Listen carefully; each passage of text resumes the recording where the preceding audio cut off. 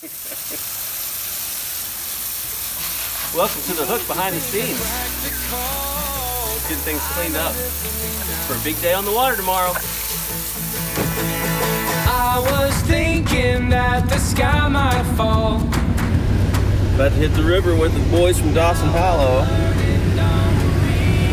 And it's gonna be a beautiful day.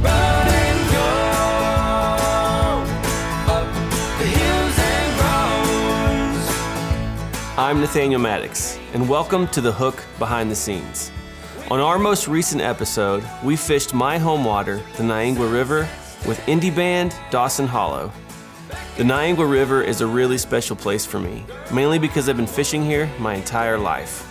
I love smallmouth bass, especially in Ozark mountain streams. I'm coming. Are you seriously still in bed? No, I'm not in bed. I can hear it in your voice. No, I'm just probably not in bed. It's wrong. As the story goes, Caleb Shields is a really good bass fisherman, and I was going to paddle our camera boat today, but he slept in. Hey, did you have plenty of rest? I love to give Caleb a hard time because I've known him since he was born, but he is a great guy, and there's nobody I'd rather have out on the water with us. Cleanest redneck barge of the century.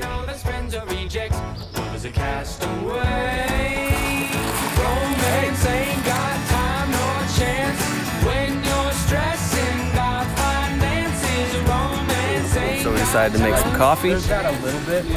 Ben's putting on a performance. I think he's preaching.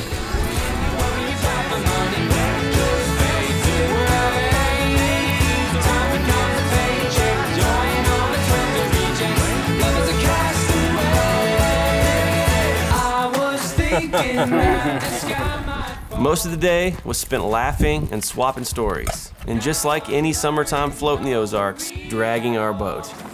What's your cables coming in your pocket? Toward the end of the day, I got hung on a rock. And even though this clip is in slow motion, you can see Kyle reeling in a fish while my rod goes underwater and Ben jumps in after it.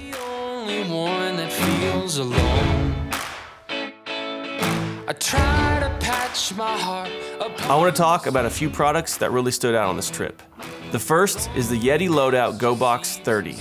This new member of the Yeti family is perfect for float trips like this. We don't have to worry about our phones, our keys, our tackle. Everything stays safe and dry while we're on the water. The 13 fishing rods that we used were the Omen Black Series. For crankbaits and jerkbaits, we used Concept A casting reels and the Prototype X spinning reel for finesse and soft plastics. As far as baits go, 13 Fishing just launched a huge line of soft plastics as well as some new crankbaits, topwater, and other hard body baits. For us, we had a lot of luck with the Invader soft plastic in color black and tan.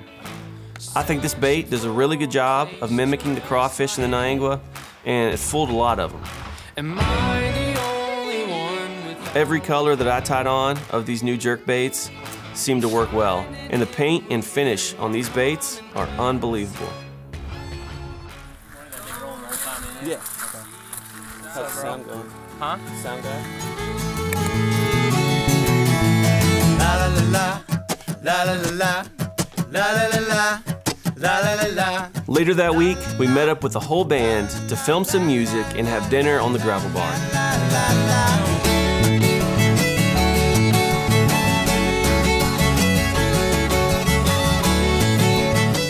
I gotta thank my buddy Brian over at One-Eyed Willie's Campground for letting us crash his karaoke stage.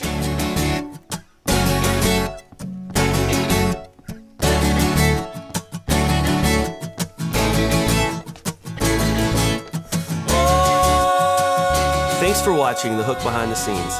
Be sure to follow and subscribe to check out our upcoming episode, Chasing Tarpon and Snook with Jake Worthington down in Florida.